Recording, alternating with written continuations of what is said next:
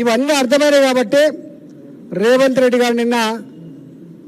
ఒకసారి పోయేద్దాం ఎట్లుందని చెప్పి వస్తే ఎక్కడికి పోయినా ఒకటే చెప్పినట, మనం గెలిచే పరిస్థితి లేదు, ప్రజలకే ఇంత విరక్తి ఉండగా వాళ్లకు మార్గదర్శనం ఉండేటువంటి వేగు చుక్కలా ఉండేటువంటి టీచర్లు కావచ్చు, ప్రైవేటు కాలేజీలో పనిచేసే ఉద్యోగులు కావచ్చు, టీచర్లు కావచ్చు, లెక్చరర్స్ కావచ్చు, నిరుద్యోగులు కావచ్చు, వాళ్ళు ఓట్లు వేసే ప్రసక్తి లేదని చెప్పి అర్థమైంది కాబట్టి కరీంనగర్లో ఆయన మాటలు, ఈ ఒక్క ఎమ్మెల్సీ, ఈ పట్టభద్రుల ఎమ్మెల్సీ గెలిస్తేంది ఓడితేంది, గెలిచినా ఓడినా నా ప్రభుత్వానికి వచ్చే ముప్పు లేదని చెప్పి ఆయన మాట్లాడిన వెంటనే ఆయనకు ఆశలన్నీ కూడా చల్లగిలినాయి. అందువల్ల నేను ఒకటే పట్టభద్రులకు విజ్ఞప్తి చేస్తున్నా, భారతీయ జనతా పార్టీ నరేంద్ర మోడీ గారి నాయకత్వంలో కేంద్రంలో అధికారాన్ని నడుపుతున్న పార్టీగా ప్రపంచవ్యాప్తంగా ఉన్నటువంటి నిరుద్యోగ సమస్య అర్థం చేసుకున్న భారత ప్రధానమంత్రి గారు 140 కోట్ల మంది నిరుద్యోగ యువత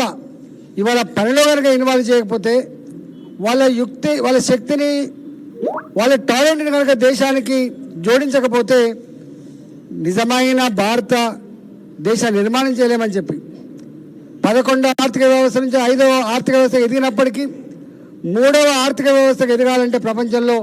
యువతకి ఉపాధి కల్పించాలని దాంతో 4 లక్షల కోట్ల రూపాయలు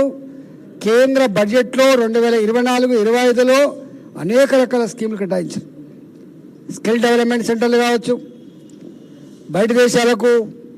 మన క్వాలిఫైడ్ యూత్ని పంపించడానికి కోసం కావచ్చు,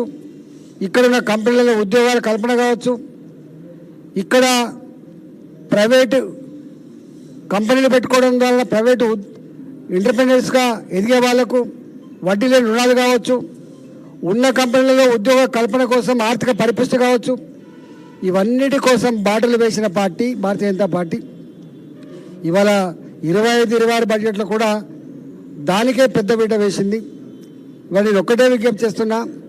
అధికారంలో ఉంటే భారతీయ జనతా పార్టీ మోడీ గారి నాయకత్వంలో